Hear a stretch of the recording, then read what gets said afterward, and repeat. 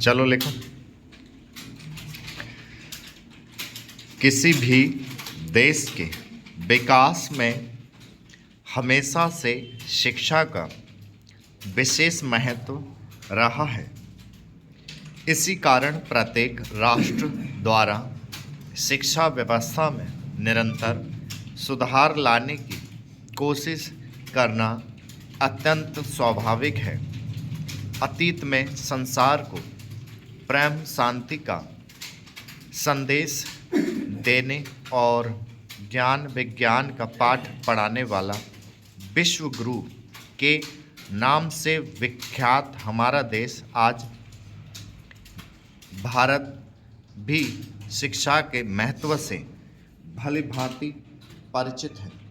और यही कारण है कि आज हमारा देश साहित्य, संगीत, कला, विज्ञान, अध्यात्म इत्यादि सभी क्षेत्र में अपने जैसे विकासशील देशों को ही नहीं बल्कि दुनिया के सभी विकसित देशों को भी चुनौती दे रही है। आज विश्व के सभी राष्ट्रों द्वारा भारतीय युवाओं की प्रतिभा का मुक्त कंठ से गुणगान किया जाना इसका प्रमाण है। बावजूद इसके संपूर्ण राष्ट्र की शिक्षा को आधार मानकर विश्लेषण किया जाए तो अभी भी भारत शिक्षा के क्षेत्र में विकसित राष्ट्रों की तुलना में काफ़ी पीछे हैं। वर्ष 2011 की जनगणना के अनुसार भारत की साक्षरता दर 74.04% है, जो वैश्विक स्तर पर बहुत कम है। इस अनुपात में और वृद्धि करने के लिए बुद्धिजीवियों ने अपने अपने सुझाव दिए।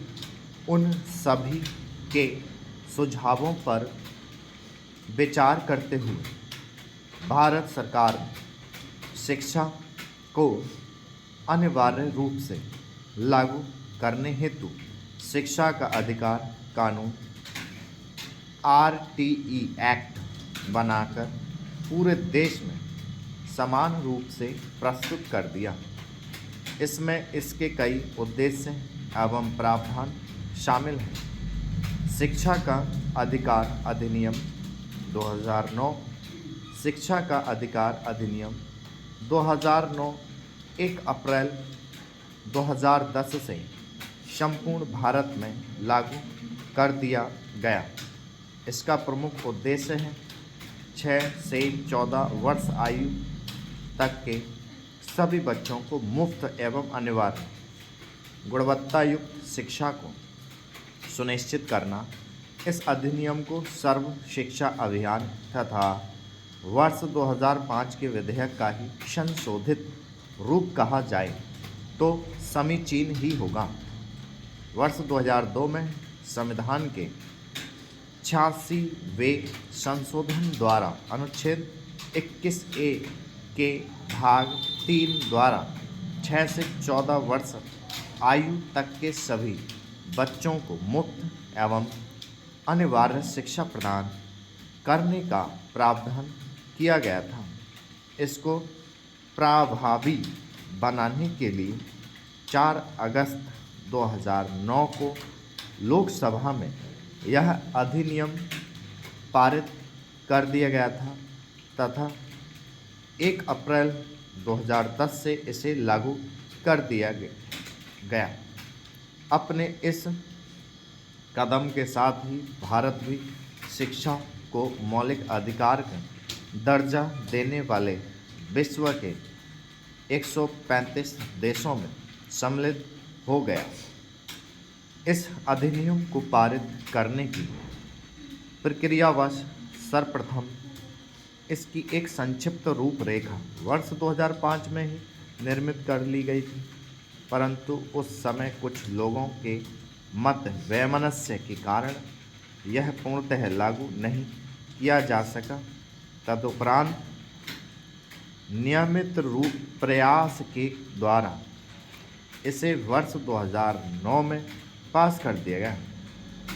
यह बिल अंत में महामहिम राष्ट्रपति जी की मंजूरी के उपरांत 26 अगस्त 2009 को एक कानून बन गया, जिसके अंतर्गत सभी 6 से 14 वर्ष तक के बच्चों को मुफ्त व अनिवार्य शिक्षा का अधिकार प्राप्त है।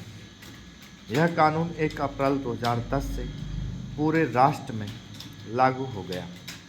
अनुच्छेद 370 हटने के बाद यह कानून जम्मू कश्मीर और लद्दाख में भी लागू हो गया। इस एक्ट के पास होने के पश्चात भारतीय इतिहास में पहली बार किसी प्रधानमंत्री ने किस कानून को अपने संबोधन द्वारा जनता को प्रस्तुत किया।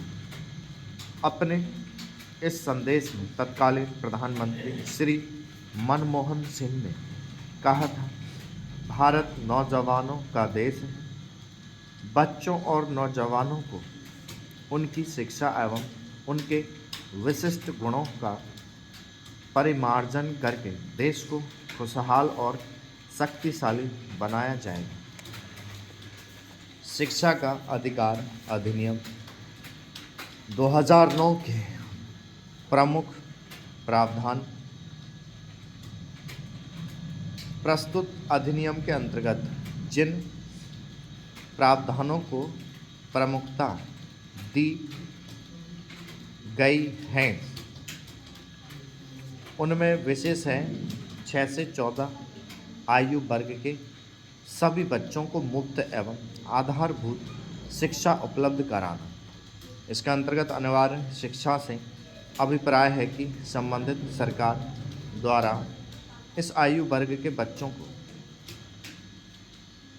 आवश्यक रूप से विद्यालय में प्रवेश दिलाना तथा साथ ही उन बच्चों की विद्यालय में नियमित उपस्थिति का प्रबंध करना।